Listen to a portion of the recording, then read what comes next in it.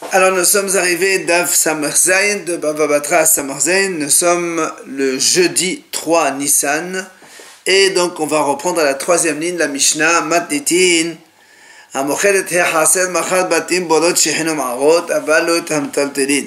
Nous avons dit donc celui qui vend une cour, d'accord, eh bien il vend tout ce qu'il y a dans la cour, c'est-à-dire les maisons, les puits, les grottes, mais pas les choses qui sont mobiles. Par contre, mais s'il lui dit je te vends la cour avec tout ce qu'il y a dedans, s'il lui rajoute donc tout ce qu'il y a dedans, machma qui lui vend tout, donc les mobiles inclus.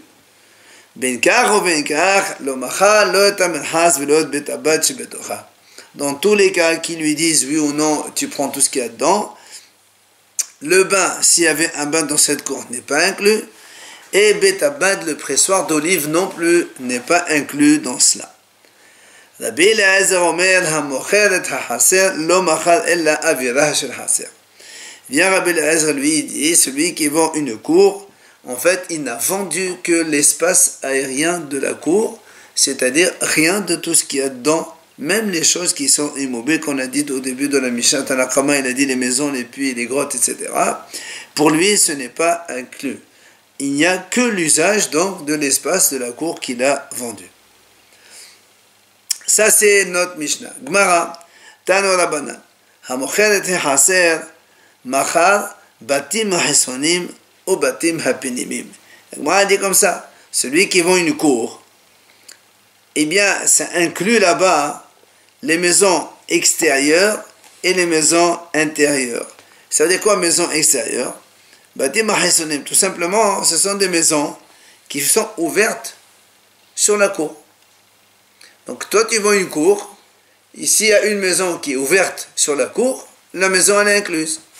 Mais si tu as une maison qui n'est pas ouverte sur la cour, par exemple il y a deux maisons, une extérieure et une intérieure, et donc pour accéder à la maison tu rentres par la porte extérieure, la maison qui est extérieure elle est incluse dans la... Donc comme elle est ouverte sur la cour, elle est incluse dans la vente, et la maison, l'autre elle n'est pas ouverte sur la cour, elle n'est pas incluse. Pardon, la Mishnah a dit, la Gemara a dit, les deux. La Gemara a dit maintenant, celui qui vend une cour, il vend toutes les maisons qu'il y a dans la cour, aussi bien celles qui sont ouvertes sur la cour que celles qui ne sont pas ouvertes sur la cour. Ovet tahul saot. La Gemara explique c'est quoi betahul saot. Il dit c'est donc une sorte de dépôt de sable avec lequel on fabrique le verre. Puisque le verre, on la fabrique à partir du sable. Donc, à l'époque de la Gemara, il y avait déjà le verre. Et aussi, haniyot ptuchot letocha nimkarot imma, v'shem ptuchot letocha en nimkarot imma. La Gemara dit maintenant, c'est ça la différence. S'il y a des magasins dans cette cour, si le magasin il est ouvert dans la cour, nimkarot imma, donc elles sont incluses dans la cour. Mais si le magasin il n'est pas ouvert, c'est-à-dire l'accès au magasin il se fait par l'extérieur et non pas par la cour, dans ces cas-là, le magasin n'est pas inclus dans la vente. D'accord? Ça paraît logique. Et la maison? Non, la maison, nous on a dit quel que soit, c'est toujours inclus dedans. Maintenant, si maintenant il y a des magasins qui ont deux accès, un par la cour et l'autre par l'extérieur, il y a donc deux ouvertures. La Gemara dit aussi ils sont vendus avec la cour. Rabbi Eliezer Omer, il vient Rabbi Eliezer et dit c'est comme dans notre mission on a vu, Rabbi Eliezer a dit quand quelqu'un vend une cour, il n'a vendu que l'espace aérien de la cour, seulement donc le profit de pouvoir donc profiter de cette cour, mais au niveau espace, il n'y a rien qui est vendu, ni une maison, ni le magasin, ni rien du tout. Amar Mor Lagmara vient le rappel. Il lui dit, on vient de dire, si on a des magasins qui sont ouverts, aussi bien à l'extérieur que dans la cour, alors ils sont inclus dans la cour, dans la vente de cette cour. C'est ce qu'on a dit donc juste maintenant. Ouvert, ça veut dire... On peut y accéder. Non, il y a une porte, ça veut dire qu'on accède au magasin aussi bien par une porte de l'extérieur que par une porte de la cour. Mais quand on dit ouvert, Ça veut dire qu'il n'y a pas du tout de porte où il y a Non, une porte ouvert dans qui le est sens. ouverte. Non, une porte, c'est un accès, quoi. Les gens, ils peuvent entrer dans le magasin par cette porte-là. Non, non, mais il faut que cette porte soit... Ah bah, évidemment, D'abord, il un faut qu'elle magasin, existe. par définition, il est fermé. On ne peut pas laisser un magasin comme ça. Donc, on a Ça veut le dire cas qu'il y a de- un accès possible. Tu peux rentrer dans ce magasin pour acheter tes courses par la cour, Il peut être ou ouvert, tu ou peux fermé, la entrer, porte. évidemment. D'accord. Maintenant, la Gemara dit Bihatani Rabbi Hiya inni karotehima. La Gemara dit pourtant, Rabbi Hiya, lui, il a dit non. Si le magasin il a un double accès, donc un accès par la cour et un autre accès par l'extérieur, eh bien, il n'est pas inclus dans la vente. Donc, ça contredit ce qu'on vient de dire maintenant. Alors, la Gemara dit la kasha. Malgré tout, ce n'est pas une question. Comment c'est pas une question? Hadi Rav Tashmitayhu le Rav. Il dit, quand on a dit que les magasins, quand ils ont un double accès, d'accord, eh bien, c'est vendu, eh bien, parce que la majorité du tashmish, c'est-à-dire de ce d'usage, elle se fait par l'intérieur, par la cour. Dans ces cas-là, même s'il y a un accès par l'extérieur, si on veut, il doit y avoir une grande porte dans la cour et une petite porte par l'accès de l'extérieur. Donc, c'est-à-dire l'usage principal du magasin se fait par l'intérieur. Alors là, elle est incluse dans la cour. Mais dans l'autre sens, si maintenant le grand tashmish, la majorité de l'usage se fait par l'extérieur, il y a juste une petite porte par la cour comme ça, alors celle-là, elle n'est pas incluse dans la vente. Voilà donc comment on explique, donc il n'y a pas de contradiction. Rabbi Eliezer Omer, on a vu ensuite dans la Mishnah que Rabbi Eliezer dit donc Rabbi Eliezer dit comme ça que celui qui vend une cour, en fait il ne vend que l'espace aérien, c'est-à-dire le pouvoir de profiter utiliser cette cour, mais ne rien donc avoir dans les constructions qu'il y a à l'intérieur. Amar Rava. Alors il vient Rava et dit comme ça. Idamale dirata. Si le monsieur, il lui dit comme ça, celui qui a vendu, le vendeur de la cour, il lui dit, je te vends dirata. Dirata, c'est-à-dire une cour pour habiter. Alors il dit, dans ces cas-là, tout le monde est d'accord que quand tu vends une cour pour habiter, c'est sûr que ça inclut les maisons. On n'habite pas dans une cour. D'accord? Alors c'est quoi la mahlokat entre Tanakama et Rabbi Eliezer? Qui plairait d'amale darta. Quand il lui a dit, parce qu'en araméen il y a une différence entre dirata et darta. Dirata, ça veut dire une habitation. Darta, c'est la traduction araméenne d'une cour. S'il dit je te vends une cour, c'est là où Tanakama il dit la cour, ça inclut les maisons et tout ce qu'il y a dedans. Et Rabbi Eliezer il dit non, ça n'inclut pas les maisons. Pourquoi? Mon savat tadbisa mashma. Ah, il pense que le mot darta, la cour, ça signifie une cour, donc c'est un espace aérien. Et l'autre, mon savat batte mashma. Et un hacham il pense non, quand on dit une cour, ça inclut des maisons aussi, donc c'est pour ça que ça inclut la maison. C'est un petit peu la discussion. Maintenant, il y a une autre version. Amar Rava dit comme ça. Et d'amale darta, si il lui a dit darta, c'est-à-dire une cour, donc selon tout le monde, une cour, ça sous-entend que c'est inclus les maisons, c'est pour habiter. Qui plairait la mahloket entre Tanakama et Rabbi Eliezer d'amale haser. La mahloket, c'est quand il a dit, il a formulé le mot haser. Et alors, c'est quoi le mahloket? Il pense que le mot hatzer, une cour, c'est-à-dire, donc c'est comme son nom indique, c'est une cour, donc il n'y a pas d'habitation dedans. Et là, il dit non, comme dans le Mishkan, il y a aussi hatzer. On a vu cette semaine dernière, donc hatzer le Mishkan. Il y a une cour, il y a aussi dans le Mishkan, on sait qu'il y a le hechal. Le hechal, c'est intérieur. Alors là aussi, quand quelqu'un dit hatzer, c'est inclus ou c'est inclus les maisons. C'est pour ça donc qu'il y a mahloket dans la compréhension du mot hatzer.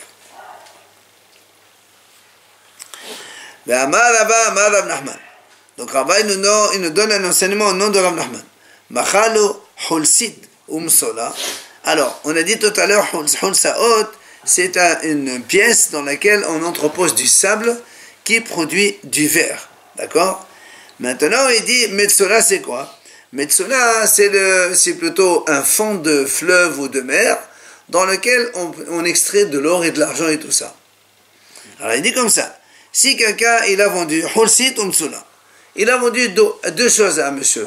Il lui a vendu un dépôt de sable, donc qui produit du verre. Il lui a vendu aussi un morceau de fleuve, je ne sais pas comment ça peut se passer, dans lequel on peut extraire de l'or et de l'argent. Alors, qu'est-ce qui se passe ici? La Gemara a dit,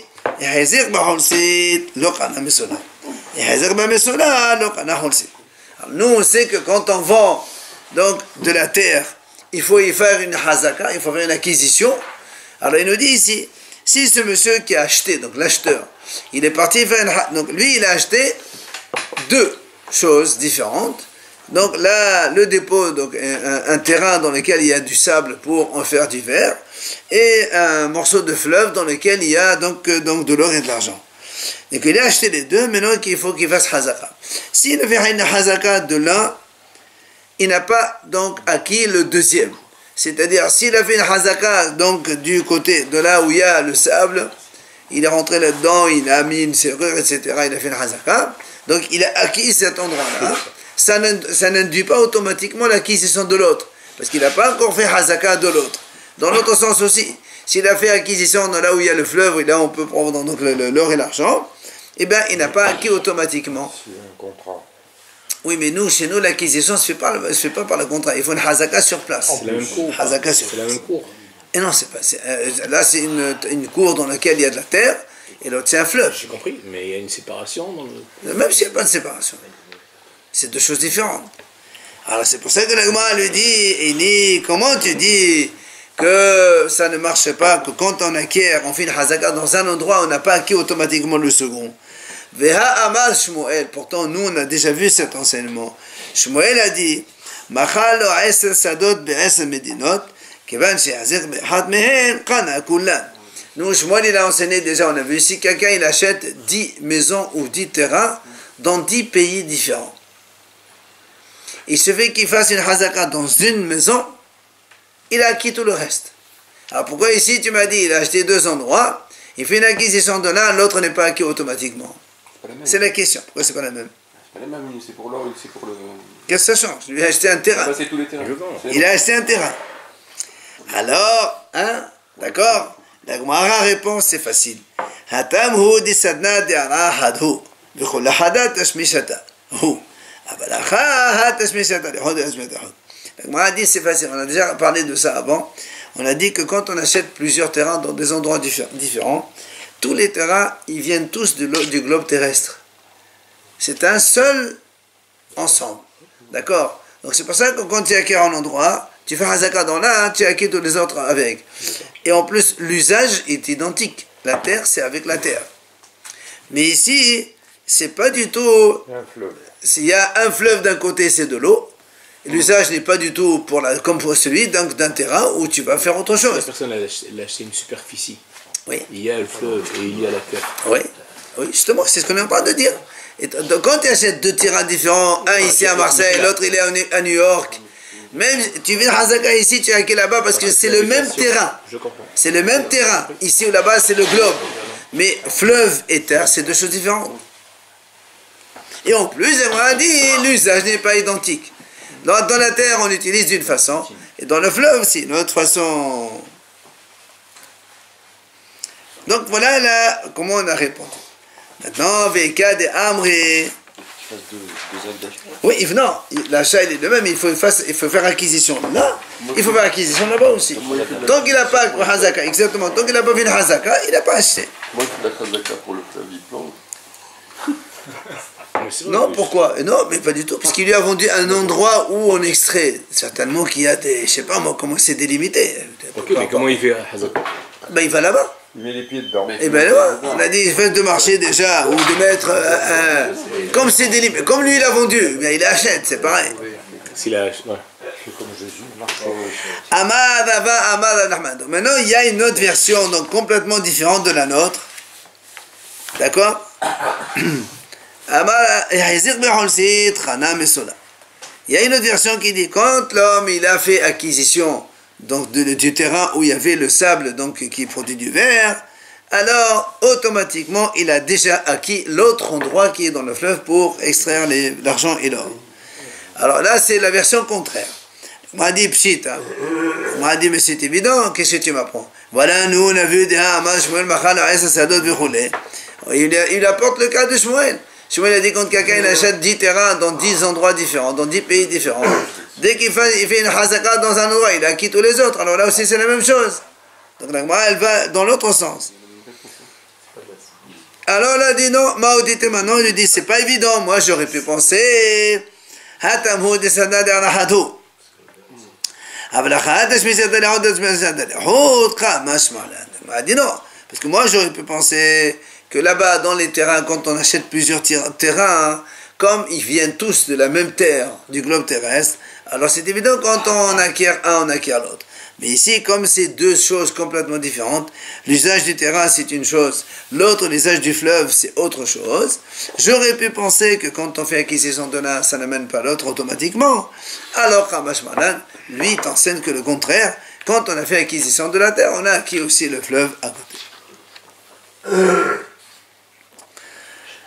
Maintenant, on passe à une nouvelle Mishnah, très technique d'ailleurs. On parle du pressoir de l'olive. Alors, si vous voulez jeter un petit coup d'œil sur les photos, ça vous donne un petit peu une idée. Hamochel betabat, celui qui vend un pressoir d'olive. D'accord? Un pressoir d'olive. Alors, qu'est-ce que c'est inclus dans la vente d'un pressoir? La Mishnah dit Machal et hayam, ve et hamamal, ve et abetulot. Alors, la Mishnah dit donc, celui qui vend un pressoir, qu'est-ce que c'est inclus dans la vente? C'est inclus hayam. Hayam, c'est le bassin dans lequel on recueille l'huile d'olive. Celui qui est au sol, un petit trou en bas. Hamamal, c'est quoi? C'est la pierre avec laquelle... Voilà. C'est la meule. Abetulot, c'est les deux poutres de part et... Non, les deux troncs d'arbres, on met de part et d'autre de la poutre, comme ça elle ne bouge pas. Ah, donc ça c'est inclus dans la vente. Maintenant il dit aval. L'homme mais donc quand il a vendu ça, ça n'inclut pas les planches qu'on met sur les olives sur lesquelles la poutre a l'appui, ni le galgal, c'est-à-dire la tige là, qui soulève la poutre et qui la fait descendre à chaque fois. Ni... Pardon? La vis sans fin. La quoi? Une vis sans fin. Une vis sans fin. Une vis. Voilà. Et donc, et la poutre non plus n'est pas incluse dedans. C'est quoi la différence entre bétoul? Ah, bétoul. D'accord? Bon, ça c'est des trucs techniques. Bon, on va pas trop, hein? Oui. Maintenant, au bisman, et s'il lui dit, je te vends le presseur avec tout ce qu'il y a dedans, alors évidemment, tout est inclus dans la vente. Et au début, qu'est-ce qu'il lui a dit? Il y a trois choses. Il a dit, je vends un pressoir. Ah ouais, dans le pressoir, voilà, c'est inclus ça et ça et ça. La Mishnah te dit, voilà, le pressoir, c'est inclus ça. Les autres, c'est en dehors. Il faut les acheter en plus.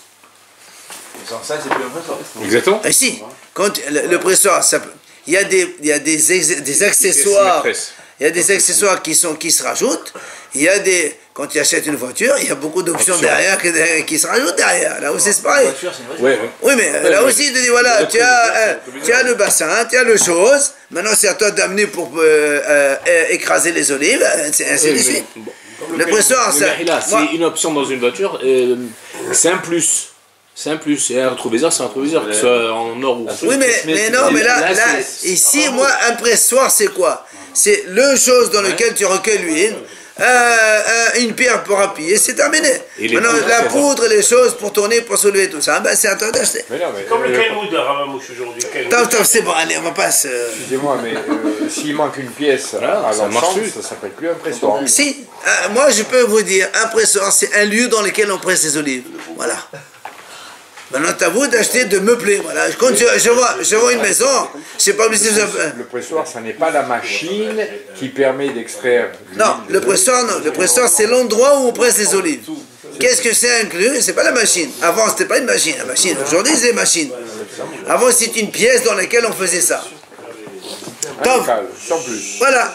Ça s'appelle un pressoir. Rabbi Eliezer Omer, à l'émission, on se... Amochet betabad machal et takola. Rabbi Eliezer, lui, il dit comme ça. Celui qui vend un pressoir, il n'a vendu que la poutre, c'est tout. Tu vois, lui, encore plus. Il n'y a que la poutre pour presser, écraser les olives, c'est tout. C'est ça, le pressoir. Alors, l'Agmara, allez, messieurs. L'Agmara dit, Yam, c'est quoi le Yam, on a dit la mer? C'est Talfaha. Comme on a dit tout à l'heure, c'est le bassin en bas qui recueille l'huile d'olive. Mamal, c'est quoi le Mamal? On a dit tout à l'heure, Amal Abeaba Bal Mamal Mafrachta. C'est cette fameuse pierre qui donc va concasser les olives. Mafrachta. Betulot, c'est quoi Betulot? Amal Abi Yohanan Klum Sod Shel Eres Shema'amidin Behen et Takol. On a expliqué tout à l'heure. Ce sont donc deux troncs d'arbres de chaque côté de cèdre qui donc soutiennent la poutre pour ne pas qu'elle bouge de part et d'autre. Averim, c'est ça. Averim, c'est quoi? Qu'est-ce qu'on appelle Averim? Kavché. Ce sont donc les planches qu'on mettait sur la poutre quand la poutre allait les olives, donc il y a une planche dessus. Galgal, Galgal, comme son nom l'indique, Humrata, c'est-à-dire c'est ce fameux, voilà, qui va soulever la poutre et la faire descendre pour écraser les olives à chaque fois, pour donc faire presser les olives. Kola, c'est Kola, la poutre, c'est une poutre, comme tout le monde sait. Maintenant, la Gemara nous ramène ici une braïta. Tano Rabbanan. Amoched betabad, celui qui vend un pressoir, et donc sans dire ce qu'il y a dedans, Machat et Nesarim, Vet Haïkavim, Vet Amafrechot, Vet Alihaim Atartona, Aval lo Ha'iliona. La braïta dit comme ça, celui qui vend un pressoir. Il a vendu avec, c'est inclus. Le Nesarim, c'est tout simplement les bois qui sont autour des olives pour ne pas que les olives se dispersent quand on les écrase. Haïkavim, c'est tout simplement les bassins qui recueillent l'huile d'olive. Beta mafrechot, c'est ce qu'on a dit tout à l'heure, les pierres pour écraser. Beta lehaim et la meule, hatartona aval lo ha'iluna. C'est-à-dire la pierre qui recueille les olives concassées, mais pas celle avec laquelle on tourne pour écraser. Maintenant, c'est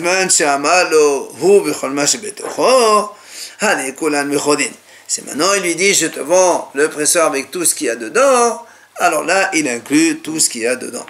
Mais la Gemara nous dit encore, benkar ou benkar, même s'il lui dit, je te vends tout ce qu'il y a dedans, l'omacha le ta'avedim, le ta'sakin, ou le ta'masofin. Il n'a pas inclus dans la vente. D'accord? Même s'il lui dit je te vends tout dedans, il n'a pas inclus dans la vente là-bas ni ha'avirim, on a expliqué tout à l'heure, ce sont les planches qui écrasaient les olives, ni les sacs dans lesquels on mettait les olives pour les transporter, ni les marsofines aussi, c'est des sacs en cuir qu'on mettait avec. Rabbi Eliezer Omer, et donc la même chose, la même mahlok qu'on a chez nous.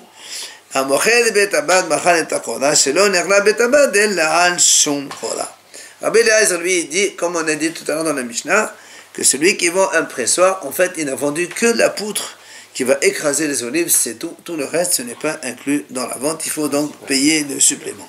Pourquoi la poutre et pas le récipient, tout simplement? Un pressoir, c'est pour presser. On a dit que c'était d'abord un local. Oui, maintenant, lui, il vous dit, le local, ça contient la poutre quand même. Ça peut ne contenir que le... Non, lui il dit ça, c'est presser les olives, c'est presser. Comment on presse? Avec une poutre on écrase. Matiti Nouvelle Mishnah. Hamoched et Tamerhas. Alors maintenant, celui qui vend un bain, qu'est-ce qu'on inclut dans la vente d'un bain quand on ne détaille pas?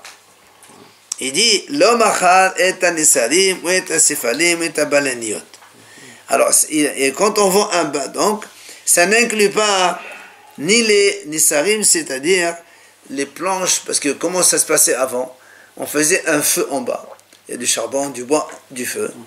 Et on mettait des planches sur lesquelles les gens ils se mettaient pour donc dans l'eau pour prendre le bain. Mais en bas, enfin, il y a le charbon, le bois en bas, et au-dessus, vous avez des planches sur lesquelles les gens ils marchent, enfin, ils se mettent pour se réchauffer avec de l'eau. C'est quoi le bain? Oui. Alors, voilà, et c'est un peu ça. Alors, il te dit, les planches sur lesquelles les gens ils se mettent là-bas, eh bien, c'est pas inclus. À Céphaline, la même chose. Non, Céphaline, c'est pas les bancs, c'est les céphales, c'est les récipients d'eau dans lesquels on remplit avec de l'eau chaude pour se renverser dessus. Là aussi, ils ne sont pas inclus dedans. Et à Balaniot non plus, qu'est-ce que c'est Balaniot? Il dit, alors il y a plusieurs, soit de dire une serviette, soit de dire les rideaux pour se couvrir, etc. Maintenant, Bisman Shama Lohi Vecholma Shebetocha, s'il lui dit, je te vends le bain avec tout ce qu'il y a dedans, Hade Kulan Vecholin. Donc tout cela qu'on vient de dire que ce n'est pas inclus, alors ils deviennent inclus automatiquement. Maintenant, Benkar ou Benkar, même s'il lui vend tout, il dit, même s'il lui dit je te vends tout, il n'inclut pas les réserves d'eau pour remplir le bain, ni les dépôts de bois pour chauffer. Ça, ce n'est pas inclus dans le bain.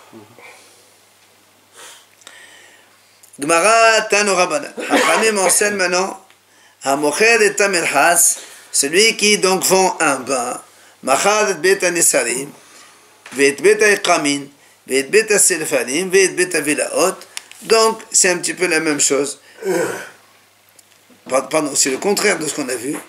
Il dit celui qui vend un bain ici, il inclut dedans, donc on avait dit Bet Anesarim. Il dit ce sont les pièces dans lesquelles les gens ils vont se reposer après le bain. Bet Aikamin, il dit ce sont des pièces dans lesquelles les gens ils sont enveloppés avec une serviette pour se reposer, se rafraîchir. Enfin, au contraire, comme il faisait très chaud, donc ils se rafraîchissaient. Bet Asefalim, comme on a dit là-bas, c'est là où il y avait les seaux pour remplir l'eau chaude. Et Bet Avilaot, là-bas on mettait donc soit les rideaux ou soit les serviettes. Tout ça, c'est inclus dedans. Aval, lo et nesalin asman, velo yekamin asman, velo sfalin asman, velo velat asman. Donc en fait, il leur vend, ça inclut les pièces où se trouvent toutes ces affaires-là, mais ni les planches, ni les serviettes, ni les récipients, ils ne sont pas inclus dans la vente. Ça, c'est en plus. D'accord? Les endroits où les gens ils se mettent pour se reposer ou bien pour se rafraîchir, etc. Ça, c'est inclus dans la vente donc du bain. Mais les pièces elles-mêmes, les jauges qui sont mobiles, donc ils ne sont pas inclus dedans.